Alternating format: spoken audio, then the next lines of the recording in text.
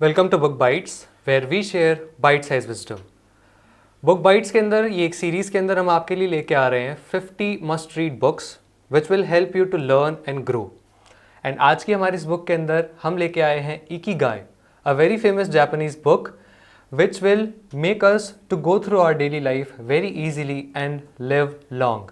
मेरे साथ पैनल पर है Vanshika and today we will share you the book Ikigai. Shall we start with what is Ikigai? इसका मतलब क्या है? इकिगाई एक जापानीज प्रिंसिपल है। इसकी अगर हम एटामोलॉजी की बात करें तो ये 4 सिलेबल से बनता है। इसके फर्स्ट 2 सिलेबल्स इकी का मीनिंग है लाइफ, और जो नेक्स्ट 2 सिलेबल्स है गाय, वो काय एक एंशियंट वर्ड है जापानीज, उससे निकलता है जिसका मीनिंग है शेल। क्योंकि जापान एक आइलैंड कंट्री है तो वहाँ पर शेल्स काफ़ी प्रीशियस माने जाते हैं, इसीलिए गाय का मीनिंग हो जाता है worthy, precious. So making life meaningful, precious, worthful through a purpose. Okay, so अपने लाइफ का एक पर्पस सेट करें ताकि वो पर्पसफुल हो जाए और एक प्रेशियस बन जाए। This is the basic word of और एटिमोलॉजी ऑफ इकिगाई। सो इस बुक के अंदर जो सबसे पहले पेज के ऊपर एक प्रोवर्ब लिखा हुआ है उसके बारे में कुछ बताइए। सो इस बुक की फर्स्ट प्रोवर्ब जो है वो है only staying active will make you want to live 100 years।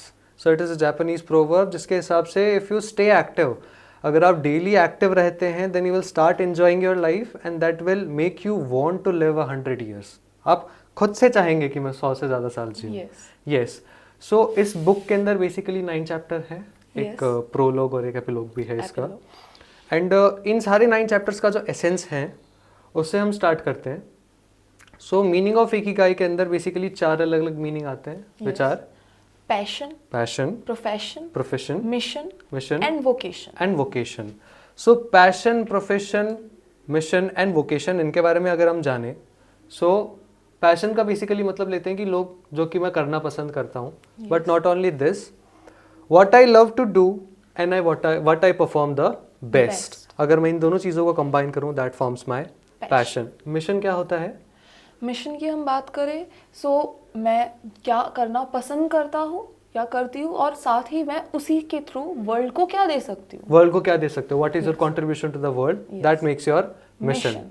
Profession की बात करें so we all need a profession to run our life smoothly, and what I perform at my best, कि मैं मेरे बेस्ट पे क्या करता हूँ, plus what brings me money, मुझे पैसा किस सोर्स से आता है, ये दोनों चीज़ें मिलकर बनाते हैं मेरा प्रोफेशन।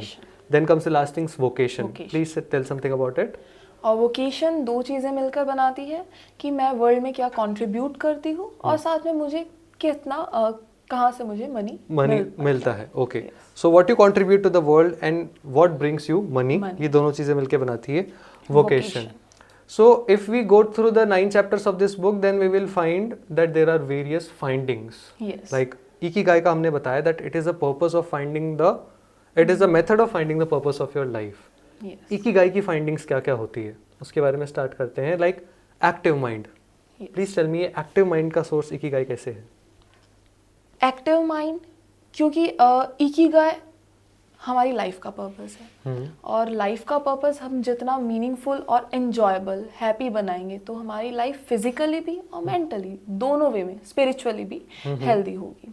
और इसी के लिए हमें चाहिए एक एक्टिव माइंड जो कि हमारी हेल्थ के लिए भी और लॉन्ग रन के लिए काफ़ी इम्पॉर्टेंट हो जाता है। सो एक हेल्दी बॉडी होना ही ज़रूरी नहीं है। If you have a stressed mind with a healthy body then there is of no use. And if you have a healthy body and a healthy mind, then you can live longer. Yes. And सिर्फ यही नहीं, mindfulness, आपकी community, good friends.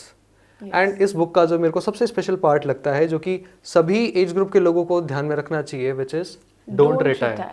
Don't retire or never retire. Like आप हर एक single day आपके लिए एक नया दिन हो सकता है if you decide that you are never retired. आप हर दिन उठते हैं, आप हर दिन एक्टिव होते हैं, हर दिन काम करते हैं, so that eventually makes you more and more active. Then the next thing is healthy lifestyle. Japan किस तरह से अपनी लाइफस्टाइल को हेल्दी बना के रखता है, उसके बारे में कुछ बताइए। वहाँ के कुछ बेसिक रूल्स है। सबसे इम्पॉर्टेंट है 80% secret. 80% secret, okay. That is to fill your belly up to 80%। 80%। इसी के लिए वहाँ पर खाना जो है काफ़ी स्मॉल प्लेटर्स में सर्व होता है। और उसके अलावा वहाँ पर जो डाइट है उसका मेन फोकस वेजिटेबल्स, फ्रूट्स और फिश इस पर होता है। और नॉनवेज जो मीट है उसके लिए इतना ज़्यादा फोकस नहीं है वहाँ पर। So they basically means to आपकी जितनी भूख है आप उसका 80% खाइए। Okay, and this is about my diet, then what about my workout and all those things? They talk about light exercises, light exercises, meditation, and sun salutation. Sun salutation. So basically जो जो चीज़ें आजकल काफ़ी ज़्यादा चल रही है, like health disorders and all those things, वो उनका मेन कारण यही है, हम ओवर ईट करते हैं या फिर बहुत अंडर ईट करते हैं, सारे दिन इंडोर्स में रहते हैं, हमें सनलाइट नहीं मिल पाता इनफ। इन सारी चीज़ों के कारण ना तो हमारा फिजिक हेल्दी रह पाता है, ना हमारा मेंटल स्टेट हेल्दी रह पाता है। सो इन सब चीज़ों से अपोजिट डायरेक्शन में आना पड़ेगा। 80% खाना, light exercise and sun salutations and meditation. Okay, so there is a thing जिसके बारे में इस बुक में मेंशन किया है, which is flow. Yes. Please tell me what the flow is. Flow is a state in which we are so much immersed that we have no idea about our surrounding. So किसी काम में इतने मग्न हो गए कि हमें आसपास के बारे में कुछ पता ही नहीं चला। Yes. जी। और यही फ्लो हमारी लाइफ में इकिगाई को कंटिन्यूसली फॉलो करने के लिए काफ़ी इंपॉर्टेंट बेसिस फॉर्म करता है। ओके, सो और ये चीज़ ज़रूरी नहीं है कि हमारे एम के साथ हो। ऑफ कोर्स हमारे एम के साथ होनी चाहिए कि जब हम हमारे एम या गोल के बारे में प्रिपेयर कर रहे हैं, then we don't think about anything else. इस चीज़ को स्टार्ट करने के लिए आप माइक्रो फ्लो काम में ले सकते Yes. हैं। माइक्रो फ्लो बेसिकली मीन्स कि आप अपने दिन के छोटे छोटे टास्क को पूरे फोकस के साथ करें, Yes. That you are not getting distracted easily from से सोशल मीडिया और anybody else. And another thing we can add is making them more enjoyable. More enjoyable, yes. So if you enjoy something, then आपको और किसी चीज़ का ख्याल नहीं आता। Longevity के साथ में एक प्रॉब्लम आती है फ्रेजिलिटी। सो ये बुक हमें एंटी फ्रेजाइल होना सिखाती है, किस तरह से?